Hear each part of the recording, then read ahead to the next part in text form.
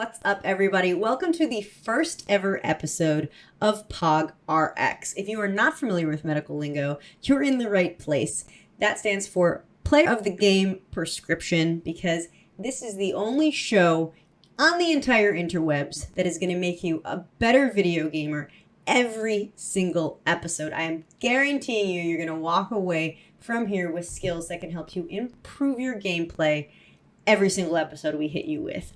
My name is GamerDoc, aptly named because I am a medical doctor who treats esports athletes. I work with professional level gamers on ways that they can game healthier and better. That being said, just because I'm a doctor does not mean this is medical advice. These are my opinions, and this does not constitute a doctor-patient relationship. That's for the lawyers at home. You know, everyone wants to be the player of the game. Everyone wants to be the best. It doesn't matter if you're casual playing at 2 a.m. with your college buddies, or if you're on your collegiate esports team, or you're grinding for that #1 pro position. You want to be the best. So how do you be the best? As video gamers, we say, okay, I want to be better at League, so I'm going to solo queue for 12 hours. The smart ones might say, I'll do some aim trainer. If you're Fortnite, you're working on your builds, right? Those are ways you can get better. But in actuality, there are thousands and thousands of variables that you can touch on today to make you better at gaming. Variables that your competitors, those people who want the same spot as you, are not working on. And so if you focus on them right now, you're going to put yourself ahead of your competition, right? Science makes better athletes. We know this. Science creates better athletes. If you don't know this, you're in luck. This is a podcast. I'm going to tell you about it. Let's talk about Gatorade. In 1965, University of Florida head coach had a problem, right? His players are playing in the Florida heat. It's football. They're covered in pads. They're sweating. They're passing out. They can't train the way they need to. So what does he do? He walks over to the med school and he says, give me something better than water. Give me something better than water. Spoiler alert, it wasn't beer. The scientists there mixed together citric acid with some electrolytes, and they came up with now known as Gatorade. The team went on to win the Citrus Bowl that year, and they accredited it to their one thing. That one thing, Gatorade. Right? Why is that? Gatorade replaces your fluids better than water because it has the salt content of your blood. Right? And scientists figured that out, and now people rely on Gatorade to not pass out in the terrible Floridian heat. One more example, in case you still don't believe me, because some people don't like Gatorade. The orange flavor is the best. High altitude training. All right, we're going to go back to that same time, right? 1960 Summer Olympics. Some dude came out of nowhere, set a new world record for the marathon. That's not remarkable. Every year the marathon times get a little bit faster. What was remarkable is that he set this record completely barefoot. Have you ever walked outside barefoot? On hot pavement barefoot? How about running 26 miles barefoot? How is it possible that he did that? Well, it really didn't have a lot to do with him being barefoot. What it did have a lot to do with the fact that he was from Ethiopia. People from Ethiopia live at a higher altitude. At a higher altitude, your blood adapts to the lower levels of oxygen in the air by binding oxygen more tightly in your blood. It allows you to have more oxygen in your blood. What does this mean? You can run faster, you can run longer, and you're better at running, better at long distance running, right? So scientists found that out and discovered that after this guy ran 26 miles barefoot, and now anyone who's anyone in long distance running knows that you train high, live low. High altitude training comes from science, right? The fact of the matter is, thousands of these variables exist for esports. Things that you can touch on every single day. Every single day. If you want to be the best, you have to train like the best. High performers touch all variables. So over the next 10 episodes, what we're going to do is give you one skill set to work on every single week that you can improve to make you better, right? We're going to talk about exercise and fitness. We're going to talk about nutrition, sleep, eye health, ergonomics, mental health, how to deal with travel, jet lag, competitions. These are all things that we're going to touch on over the next 10 weeks. High performers touch all variables. All variables. And today's guest is one of the highest performers of all time, right? One of the highest performers of all time. But before we get to that, here is your first prescription of the show. Take it away, pre-recorded me. Thanks, future me. All right, so for this first prescription, what we're going to do is one of my favorite stretches for both PC and console gamers. This is called a wrist extensor stretch. What you're going to do is you're going to hold your hand out straight in front of you, and you're going to make a fist. Keep that fist. A really common mistake I see is people let their hands slip. That stretches different muscles than the ones we're trying to target. Arm straight in front of you, make a fist. With the other hand, reach up and around, cup the fist, and pull gently down, flexing just the wrist. You're going to feel a stretch in the hand, moving into the top of the forearm. Those are your wrist extensors. I want you to hold that for like a minute or until you get super bored, whatever comes first. And really important, you want to make sure you do that other side. You're definitely going to feel a difference because one side is going to be worse than the other. This is a really good stretch to do after you're gaming. It's going to help you recover quicker, and it's going to prevent injuries down the road. All right, back to you. That's it, your first prescription of the show. Like I said, not a real prescription because this is not medical advice. Once again, a shout out to my lawyers. What we've all been waiting for, certainly what I've been waiting for, because this dude was the bane of my existence for 10 years, right? I'm a Detroit Lions fan, nothing but respect because this guy is one of the greatest running backs of all time. Spent 12 seasons in the NFL, 4 Pro Bowl selections, holds the franchise record for rushing yards for the Green Bay Packers, currently the head esports coach at Lakeland University. Please welcome to the show, Ahman Green.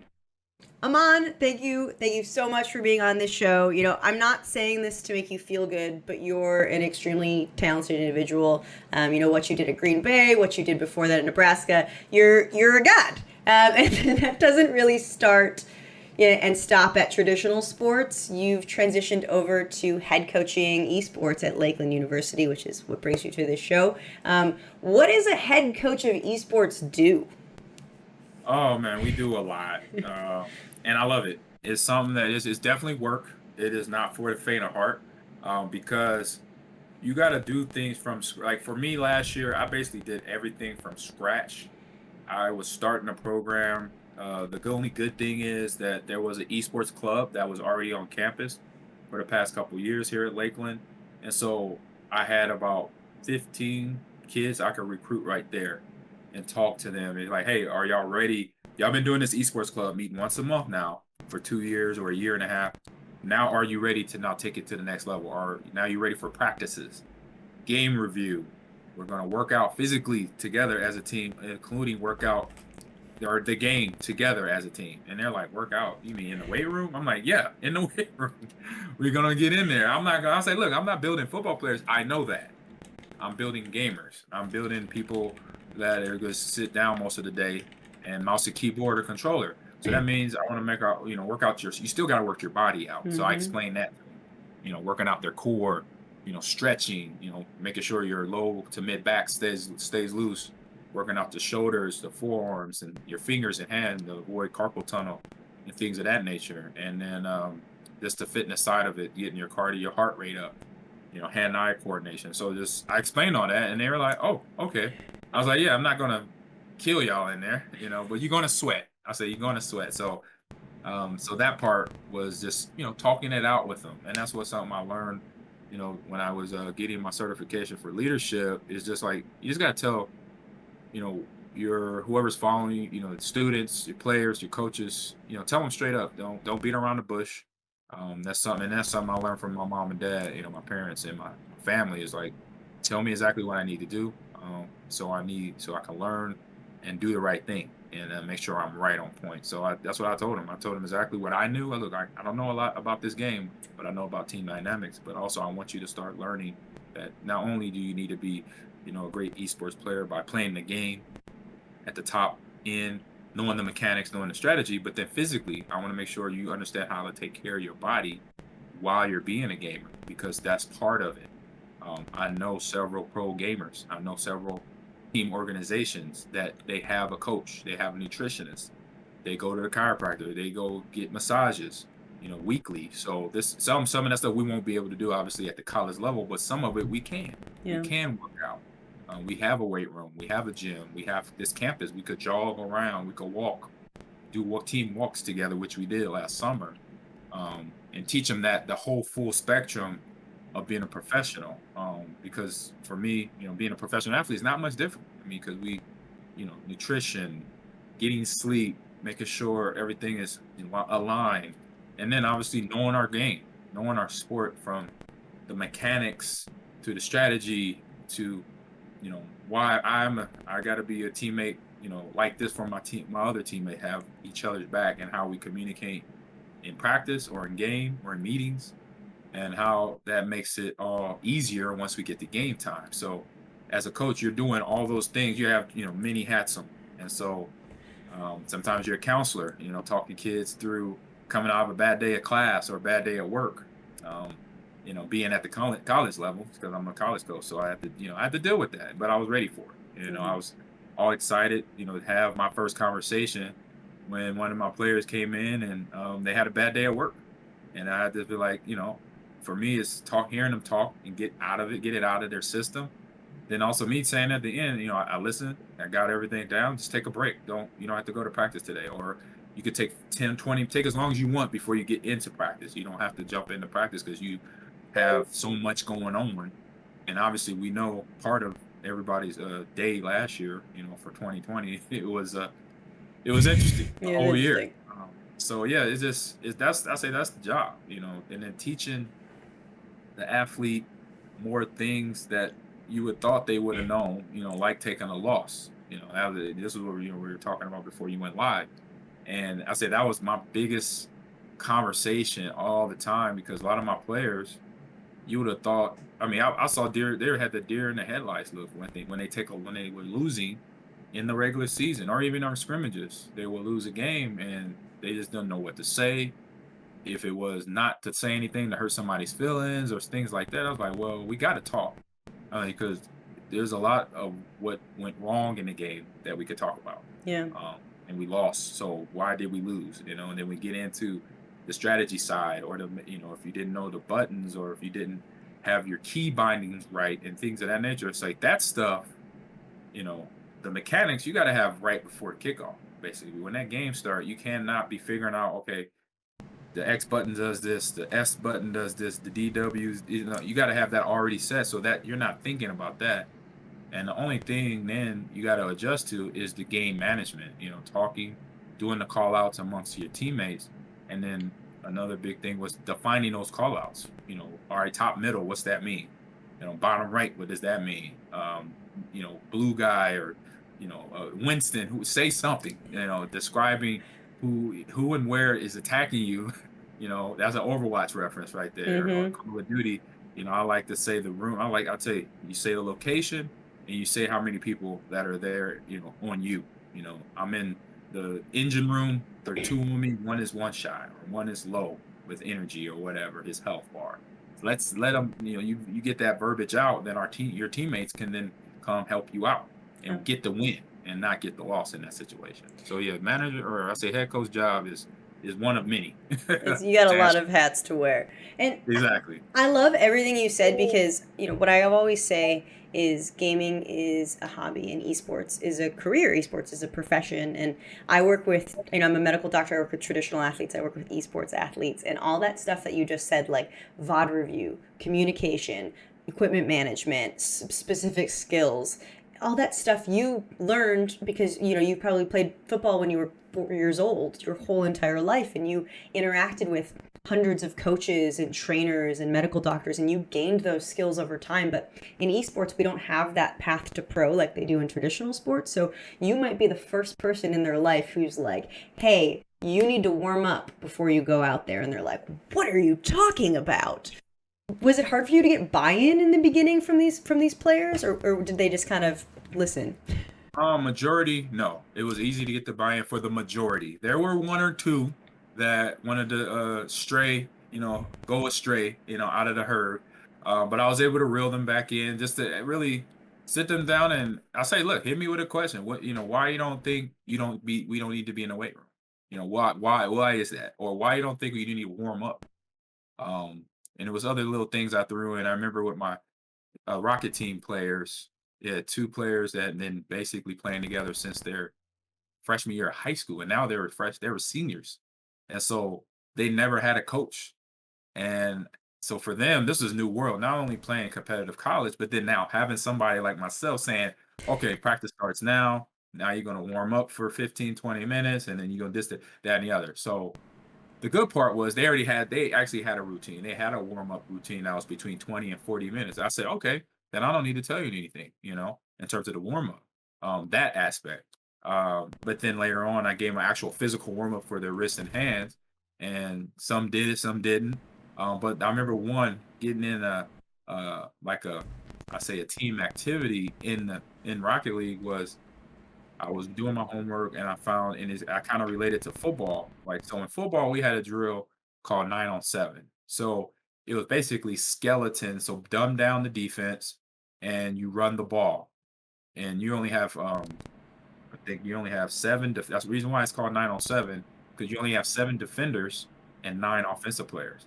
But the 7 defenders know that you're running the ball. There's no pass plays. So that's why there's no 4 defensive backs.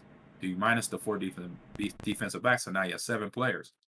So then the players know you're running the ball left, right, or up the middle. So how I related that to Rocket League was, okay, let's dumb it down because it's 3-on-3, it's trios. So let's practice in our warm up after y'all do y'all individual warm up. Let's do a team warm up where y'all play 1-on-1. It's just 1v1 in Rocket League and then 2v2.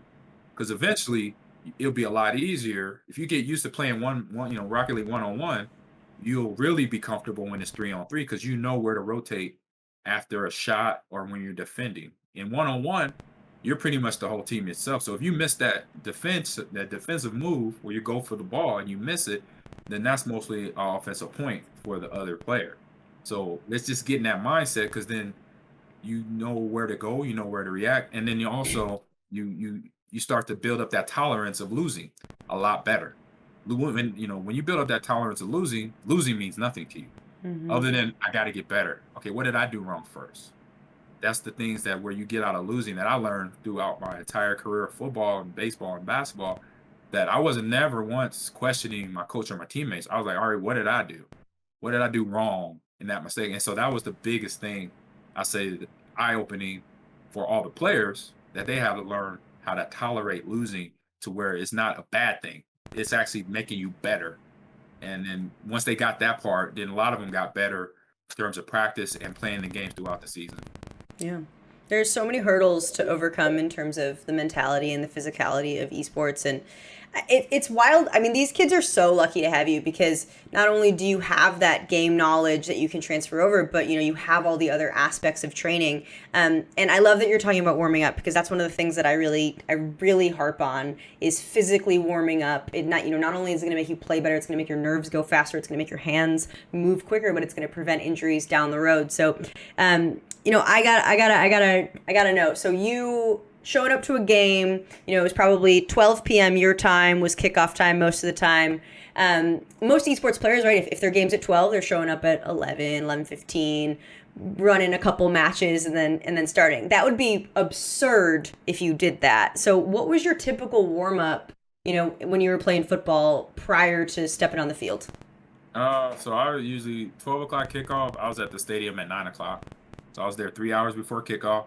Um, and I just had like a meet and greet, and I just told this story. So I would come into the stadium, go to my locker, drop off my bag or whatever I had carrying with me, and I'll start getting in my athletic gear. I'll just put on my tights, and then I would go get my ankles taped, go in the Mm-hmm. training room, get my ankles taped, and by the time I said by Green Bay, in my second year in Green Bay, one of my trainers who I mostly taped my ankles, his nickname was Flea, like Flea from Red Hot Chili Peppers. Uh-huh.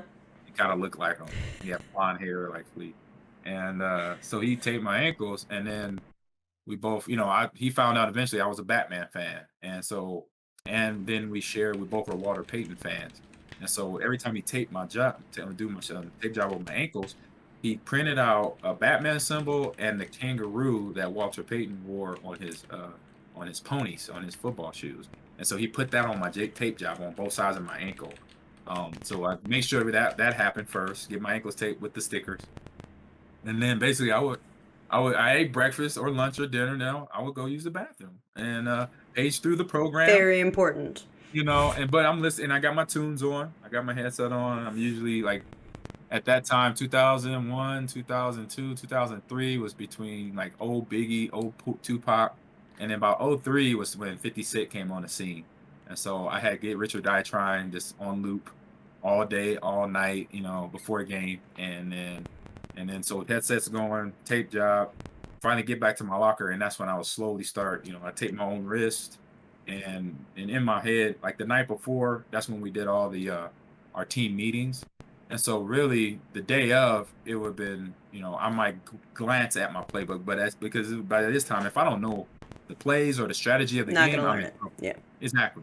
So that's in my head already because I've studied it. We took our running backs test, and I passed. I made sure and I passed it there. So really, game day is just focusing, getting that part of my game that's more instinctual in line and ready to go. Because before I was a pro athlete, college athlete, I was a little league player, and it was more off an instinct. I played and had fun, but then some things that I would do just came because I was just reacting to the player in front of me. So I was just making sure I got that part of my game like kind of tuned in, and the headsets, all that was kind of like grounding me before kickoff because nerves. Some games came a little bit more. I had more anxiety, more nervousness going on than other games because it was either Lions.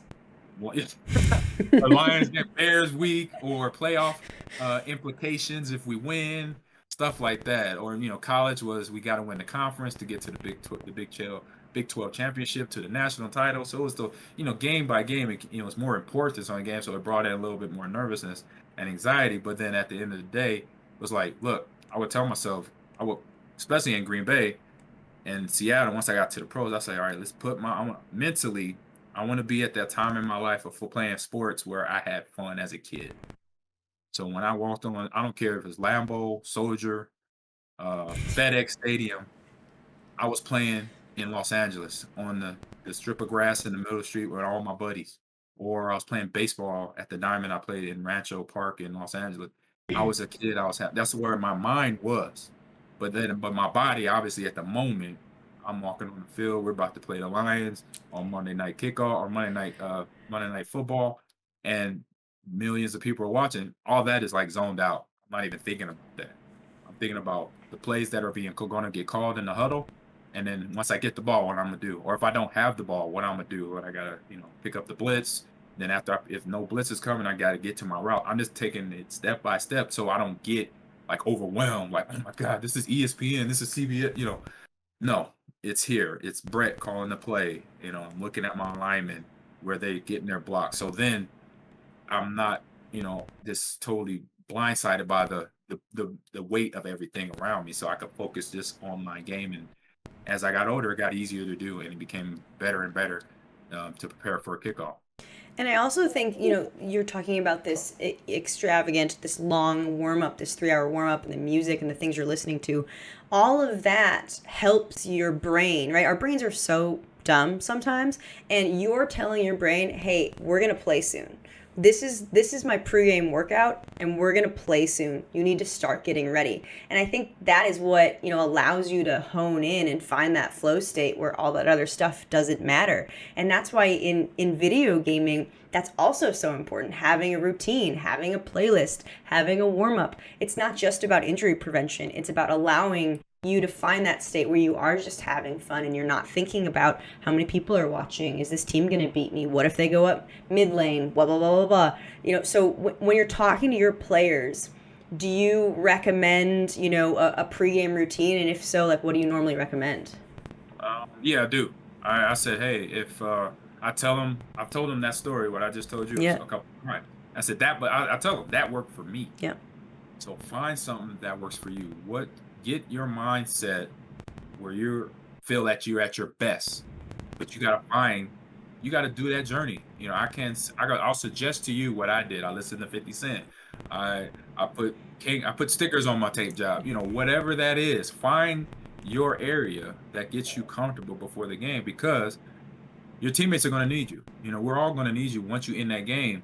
And if you don't find that place where you're comfortable or you don't feel like you're having fun and playing well, you're going to seem lost. You're going to feel nervous. You're going to feel all this anxiety, all this weight pressing down on you. and then you're not going to be the player that we've seen you do, like in practice and in scrimmages, or why I recruited you here. We won't see that player because your head is you didn't grab your head before it start floating away because of what's going on. Oh, this game is going to be on Twitch.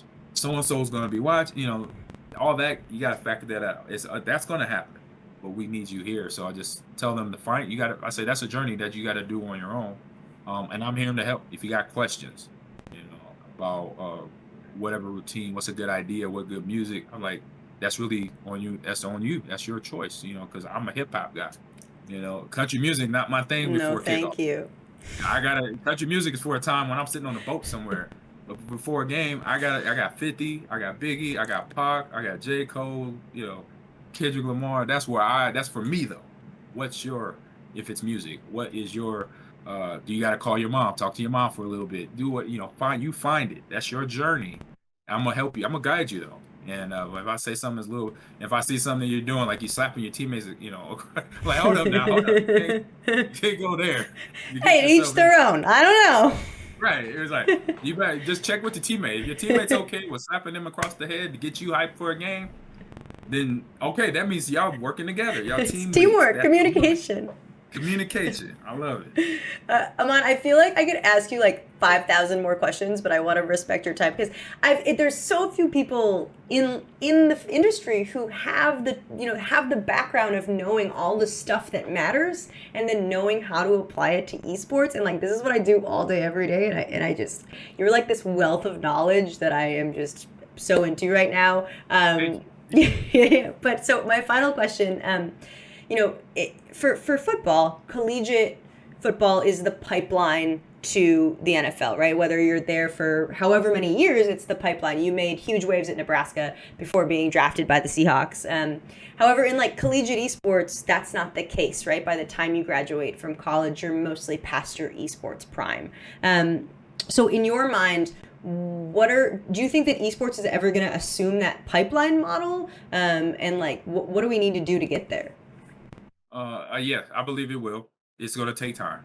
We're still at the breaking the ground into mainstream level. But as we know, the esports have been around for a long time, for 50 years probably, if not longer. But mainstream, now we're getting to that point. Like you said, we got collegiate, we got professional organizations, and a few leagues are doing it. Overwatch League has the path to pro. Call of Duty League has the path to pro. So it's just getting, just like with everybody, I say finding out about esports, everybody getting on board, it's going to be the same effort. It's going to be everybody getting on board at the grassroots level. So that means the high school, the elementary, middle school level is where you start developing kids then, because that was the same for me in Little League football. I mean, you were just a few years off. I was 6 years old when I was on an organized football team. And so now organizations, I believe Nerd Street Gamers, they're doing a camp where they have, kids learning competition in Minecraft. And then graduating from Minecraft to Roblox, all in the same, but then off to Fortnite or Call of Duty or CSGO. But you gotta have a grassroots campaign where the young gamers, that 0 to 5, 6 years old gamers, they're holding something, either a keyboard or mouse or a controller, or even if it's a pad, iPad, phone, whatever, doing something, and then learning how to play the game. But then that teamwork aspect comes in at that age. Because then when they're 4, 5, 6, 7 years old, by the time they hit 10 and 11, they get it. They know why you got to make call outs. They know why they got to practice. It's no coaches explaining this is why you got to warm up physically and mentally. They already know it, because just like me, by the time for football and baseball and basketball that I grew up playing, when I got to high school, I already knew the routine. I knew it was a warm up jog around the track. Then you stretch out a little bit. Then we start practice. And then once I got to college, it was we watch our film from the previous practice, get all the mistakes out, correct them, and then go on to the practice field. Have our physical practice, shower, eat, maybe work out, and then the next day it repeats. We watch film again, and we go back. So it was just getting that I say planting that seed to grow the grassroots, to doing kids. And I'm speaking not only from my own experience, but I'm speaking as a player. I'm speaking from my own experience as a coach. So last year, what I noticed with my first class of esports players was that I could tell they were getting that. They didn't have esports at the high school level or the middle school level. So they were, when I would say things, of course, they were like, why we got to work out? Why we got to warm up? Well, I'm not going to do that. It's like, okay. So now the kids that I'm recruiting, that I got 12, actually, yeah, I got 12 recruits, freshmen coming in, 17 total. I have a couple transfers coming in as well. And all of them got it because they've played high school varsity esports. So for them, they're asking me questions. What's practice like? Do we warm up? What are we going to be scrimming against other schools? So everything that I had to tell the first generation, the second generation already has. And so, 2022, 23, 24 is going to progressively get to that point to now when a kid comes into a university, he or she or now is going to say, you know what, I'm here because I want to be a Rocket League pro and get better, but then also I want to get drafted on said Rocket League team, in 4 or 5 years. That's going to be a conversation that's going to be real, and I can't wait because it just shows the evolution of esports, and we're getting there now. Like I said, 2 leagues right now have Path to Pro. There's a ton of Rocket League, as I mentioned, and League of Legends too.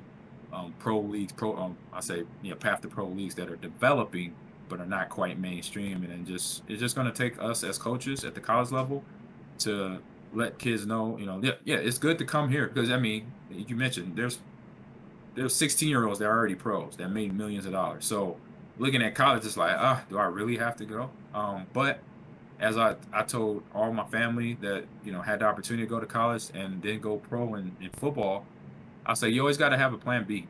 I'll say at the end of the day, because you're going to find out at a college level, just like I did, that there are players out there that you never cross your path with, but you find out they're really good and they're better than you. So you got to think about, okay, I got other running backs that are faster than me, they're stronger than me, they might be smarter than me on the field, but I know I could do this. But just in case it doesn't work out, I have this degree to fall back on. I could be a teacher, I could be a coach, I could be a business person.